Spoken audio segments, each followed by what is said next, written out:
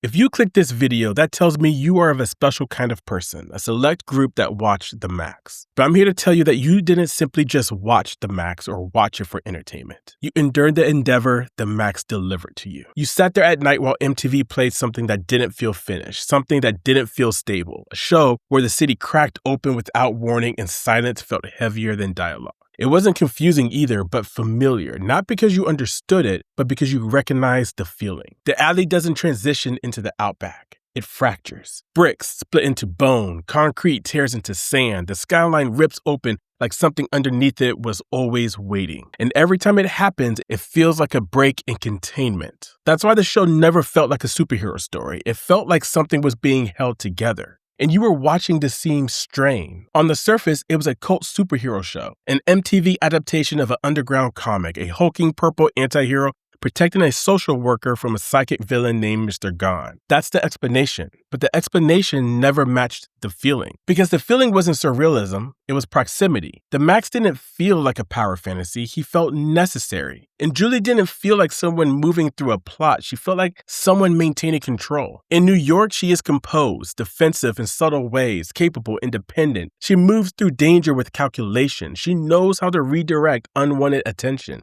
She knows how to manage threat. There's a scene where she stands in a quiet hallway after an interaction that should have registered emotionally, and it doesn't. But the camera lingers, not long enough to scream trauma, but just long enough to make you uneasy. Her composure has edges. There are pauses where emotion should surface and doesn't. The world splits, the alley fractures, the skyline tears open, and suddenly she's the leopard queen, regal, mythic, powerful, all of that. And at first it feels empowering until you notice something unsettling. Her power exists in isolation. In the Outback, she is worshipped. In New York, she is navigating something unspoken. In the Maxx, moves between both spaces. He worships the leopard queen, he protects Julie, he bleeds for her without hesitation. And for a while, the interpretation holds. A broken but loyal creature defending a strong woman from external evil. And it works, until the pattern becomes impossible to ignore. The Maxx does not protect the city, he protects Julie. The Outback does not exist independently, it reshapes itself based on her emotional state. And Mr. Gone doesn't act like a conqueror, he acts like something trying to rewrite her memory. He intrudes, he distorts, he reframes. And around this point, the experience shifts. Eventually, you stop asking what the Outback is and you start asking why it exists. Because if the Maxx is a hero, why is he tethered to one person? If the Outback is a fantasy, why does it feel like a containment? If Mr. Gone is evil, why does he speak like invasive memory? And now here's where the floor drops. The Maxx is not protecting Julie from danger. He exists because danger already happened. Julie was attacked. Not metaphorically, not symbolically, she was attacked. And the Outback forms around that rupture like a scar tissue. The Maxx isn't a superhero, he's an architect, a guardian constructed after impact, intense, severe impact. He's large, protective, uncomplicated, he's devoted, he's everything the real world failed to provide. And the Leopard Queen isn't empowerment, she's fragmentation made mythic. Mr. Gone isn't just a villain,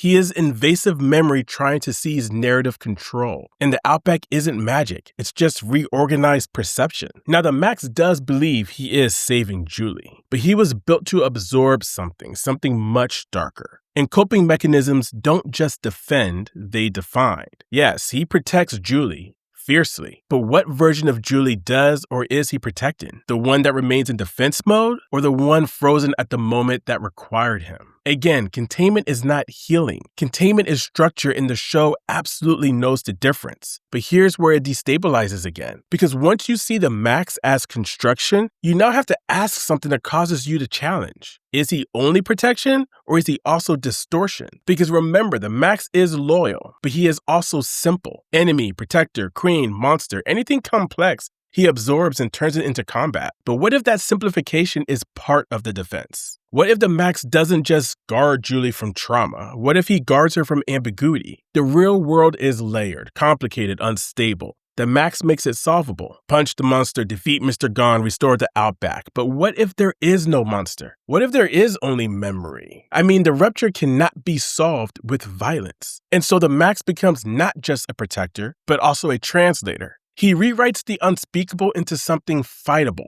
And regardless how you stand or feel about that, that's powerful.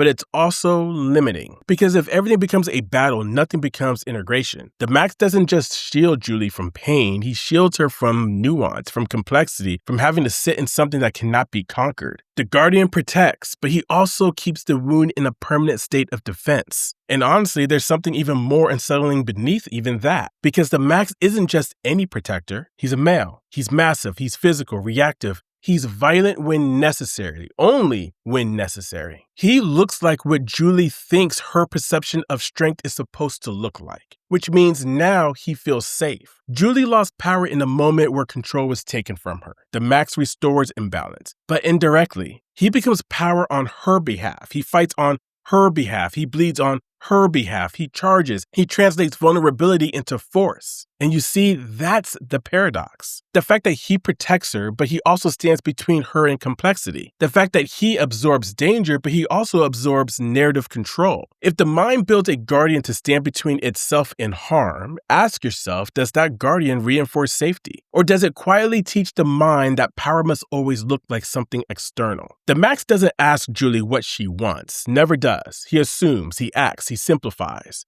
Because battle is easier than processing. And so the Outback becomes a place where problems are solvable. Defeat the villain, restore the order, but again, the rupture remains. The Maxx can win every battle and still not integrate what happened. Remember, the Maxx doesn't want Julie healed, he wants her safe. And we have to not confuse ourselves and recognize those are not the same thing. That's why the show feels suspended in tension. The Maxx keeps fighting, Julie keeps functioning, Mr. Gone keeps intruding, the worlds keep overlapping, but nothing resolves. Because the point isn't victory, the point is architecture under strain. And I can think of another word for this split: dissociation. Not fantasy, not imagination, separation. A mind-dividing experience so it can keep functioning. The Outback isn't symbolic, it's compartmentalized reality. New York is forward motion, the Outback is suspended memory. And the Maxx moves between them because he is the mechanism that keeps the compartments sealed. He keeps the rupture contained in another world. The alley doesn't gently transform again, it fractures. The skyline doesn't dissolve, it tears. The show doesn't show escapism, it shows partition. And if the Maxx represents dissociation, something more uncomfortable becomes true. He isn't just protecting Julie from the world, he's protecting the world from what happened to Julie. He absorbs it, translates it, he fights it somewhere else so it doesn't flood into daily life, which means every time he wins, he keeps the fracture intact. Survival splits are not designed to last forever, and that's why the show feels tense, not because something is coming, but because something is being held back. It never gives you catharsis, it gives you maintenance. The Maxx doesn't eliminate trauma, he manages it. But if the Guardian absorbs the pain, then where does it go? Does it dissolve? Does it wait? And if the Maxx disappeared, would safety disappear with it? Or is it at this moment something would finally integrate, the fear underneath everything? Letting go of the protector means confronting the fractures without scaffolding. And survival structures are not villains, they're just solutions. But solutions designed for crisis are not designed for growth. And sometimes growth requires dismantling something that once saved you. That's not a weakness, but it is terrifying. And that's why the Maxx lingers. Because it isn't about fantasy, it's about construction. And once you see that, the final question stops being about Julie and it really starts to become about you. Have you ever built something inside yourself that translated vulnerability into strength? Have you ever created a version of yourself that absorbs impact so the core doesn't have to? A persona, a toughness, a distance, silence, something that made you survivable. And if you ever felt like two versions of yourself has ever existed, the one who functions and the one who feels, that isn't confusion. And it isn't weakness, it's structure. Because somewhere along the way, something happened that required reinforcement. Something that required a version of you that could absorb impact without collapsing. And that version worked. It kept you moving, it kept you competent, it kept you intact. But structures built for survival don't always know when the danger has passed. And sometimes the protector doesn't realize it's standing in the doorway. The Maxx was never about fantasy. It was about what gets built when the world doesn't show up the way it's supposed to. And once you see that, you don't just understand Julie, you recognize the architecture. And recognition doesn't dismantle it, it just makes the walls visible.